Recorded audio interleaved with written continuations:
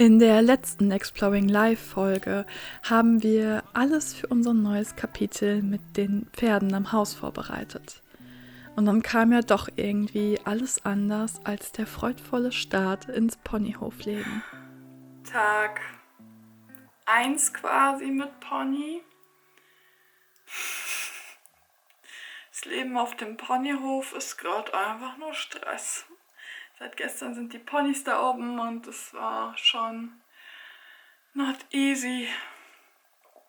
Die haben sich direkt auf die Kirschen gestürzt und die Kirschkerne zerkaut, was für Pferde sehr giftig ist. Da war schon okay, Pferde davon fernhalten, Zaun bauen. Das neue Pony, der Kleine, ist doch hat doch schon sehr aktiv seinen Weg rausgesucht und hat ihn heute erfolgreich beschritten und ist seitdem nicht auffindbar. Bin gerade schon mit dem Fahrrad durch die Gegend gefahren, aber nichts zu finden. Ich hoffe jetzt einfach, dass er hier wieder hinfindet oder dass andere Menschen ihn finden. Okay, little update, der Merlin ist back in the hood. Ich denke, ich werde jetzt mal die Wiese ausreißsicher machen. Welcome to the farm life. Part 1, I guess. Und so wurden Zäune neu gebaut und ausgebessert. Und während all dieser Zeit spürte ich, dass es um mehr ging, als nur die Pferde am Haus zu haben. Sie haben emotionale Themen und Speicherungen hochgeholt. Sie haben mich mit meiner Angst und meinen Kontrollmechanismen konfrontiert. Und alles, was mir übrig blieb, war mich durch die Gefühlswellen zu führen und immer wieder das Vertrauen und Loslassen zu wählen.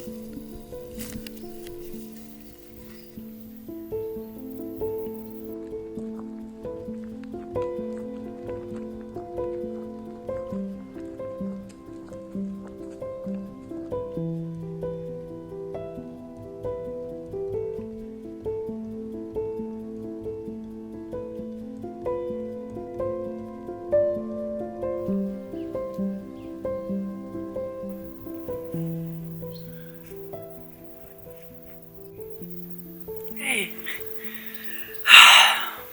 es kehrt Ruhe ein. Es war eine richtig anstrengende erste Woche. Ja, der Merlin ist ausgebüxt mit dem Bert zusammen. Und der Bert war sehr schnell zu finden, der war nicht weit, den habe ich direkt gefunden. Der Bert ist ja auch jetzt schon fast 10 Jahre an meiner Seite und der Merlin ist halt gerade neu und war auf der Suche nach seinen Stuten, die leider nicht hier in der Umgebung stehen. Dann war halt noch sehr viel in mir, die Unruhe, die Angst, wenn er wieder abhaut. Und ich habe ihm das dann erklärt. Es hört sich so doof an, aber ich werde gerade auch initiiert in die nicht nur Kommunikation auf Körpersprache mit den Pferden, sondern eben auch die telepathische Sprache. Ich habe dann den Impuls bekommen einer wundervollen Frau, die jetzt auch am Wochenende kommt, weil wir gemeinsam was kreieren wollen, ihm das zu erklären. Und es war wirklich faszinierend. Ich habe ihm gesagt, warum das wichtig ist, dass wir den Zaun hier respektieren. Und habe ihm eben erklärt, dass das jetzt sein Zuhause ist, dass ich es mir anders wünschen würde für sie. Sie sehr frei sind, aber wir leben halt in einer Menschenwelt mit Autos und Privatgrundstücken. Und seitdem war das wirklich kein Thema mehr. Also er hat keine Anstalten mehr gemacht, durch den Zaun zu gehen. Wir haben die Kirschbäume abgezäunt. Das ist immer so ein bisschen, hoffentlich fällt keine Walnuss auf mich. Weil der Merlin eben sehr extrem auf die Kirschen geht und es sich so anhört, als ob er wirklich die Kerne auch zerbeißt. Schaffe ich das innerlich auch nicht zu halten in mir, die Angst, die dann hochkommt, dass er eine Kolik kriegt, dass er doch eine Vergiftung kriegt. Ich habe ja schon den Glauben daran, dass die Pferde wissen, was sie brauchen. Und scheinbar braucht er irgendwas, was in den Kirschen ist. Und jetzt schaue ich gerade, was ist es, was ich ihm anbieten kann, was eben nicht den Nebeneffekt hat, dass es giftig ist. War halt noch so sehr viel die Sorge, passen die beiden wirklich gut zusammen. Der Merlin ist sehr grenzüberschreitend noch. Und der Bert hatte gut zu tun, damit ihm einfach Grenzen zu setzen. Bert ist eher auch ein bisschen massiver, was so Wegschicken angeht. Und es hat in mir so Stress ausgelöst und Sorge ausgelöst. Von, passen die wirklich gut zusammen? Tue ich denen etwas Gutes, wenn sie zusammenstehen? Und es waren echt einfach sorgenreiche Tage. Vielleicht sieht man es auch so ein bisschen. Es war echt zusätzlich halt, jetzt kommt die Sonne endlich raus, aber zusätzlich waren es halt so graue, regnerische Tage und Wochen. Es war schon eine Nummer.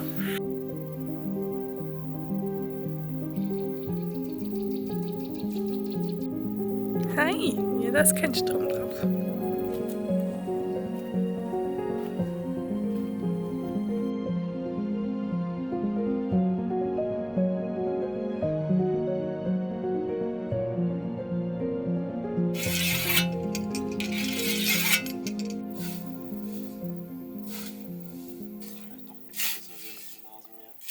Sag ich ja.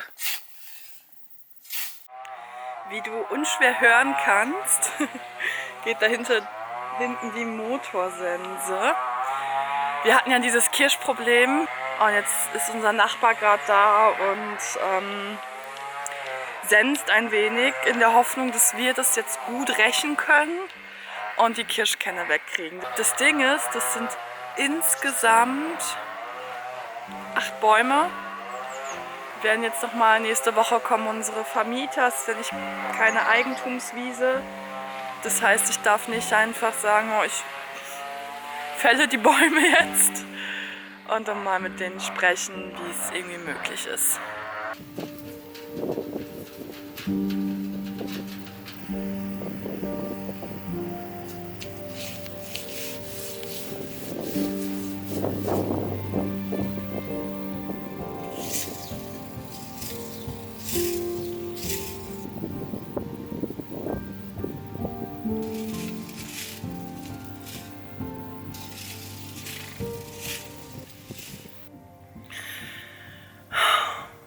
Projekt Kirschen ist fehlgeschlagen. Es fühlt sich ein bisschen an wie umsonst in der Mittagssonne rumgemacht, um diese Kirschen wegzukriegen. Und ich war irgendwie es ist einfach so enttäuschend, ich war irgendwie so guter Dinge. Und dann habe ich die Pferde drauf gelassen und bin da geblieben, um zu beobachten. Und der Merlin hat trotzdem noch echt einige Kirschen gefunden und der frisst die halt super gezielt. Also ich habe es jetzt wieder zugemacht, weil es mir einfach, ich kann es nicht einschätzen. Auf der einen Seite gibt es so eine Stimme in mir, die sagt, er weiß, wie viel er essen kann. Es war auch nicht mehr so extrem, also manchmal hat er auch einfach wieder Gras gefressen und wenn er dann wieder aber Kirschen gerochen hat, dann war er auch so in so einem Suchmodus. Es nervt mich, dass wir jetzt seit fast 4 Wochen irgendwie keine richtige Lösung finden. Weil einzäunen ist halt irgendwie eine Kackoption. Wir können halt gerade nur ein Viertel der Wiese nutzen. Die Wiese ist langsam abgefressen, die brauchen dringend mehr Platz. Ja, vielleicht muss ich echt viel Zaunmaterial mir holen und es so gut es geht einnetzen.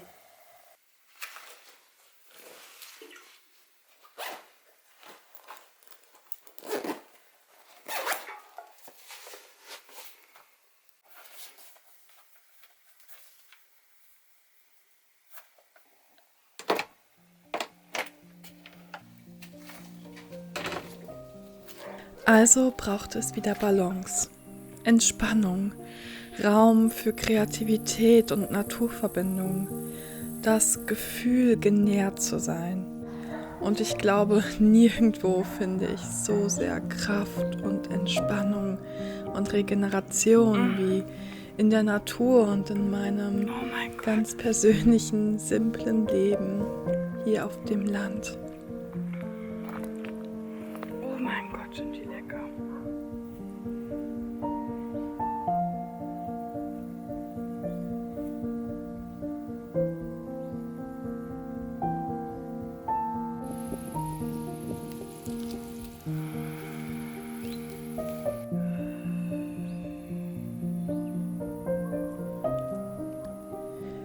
Wir hatten eine Fülle an Tomaten von einer biologischen Landwirtschaft aus der Region, wo wir unser Gemüse herbeziehen.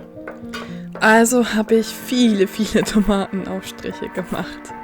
Ich liebe es mittlerweile so sehr, die Dinge selbst zu machen. In diesen Momenten fühlt es sich an, als wäre ich tief mit unseren Ahnen verbunden und mit dem Leben selbst. Es ist für mich wie ein Nachhausekommen.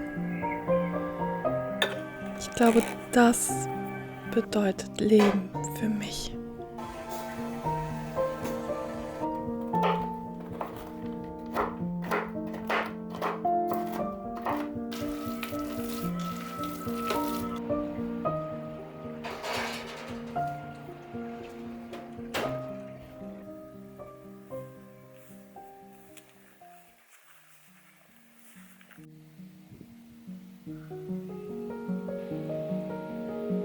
Ich kann es nicht erklären, aber irgendetwas löst das Pflücken der Pflaumen und das Zubereiten derer in mir aus, das jede Zelle meines Körpers mit Freude, Liebe und Dankbarkeit erfüllt.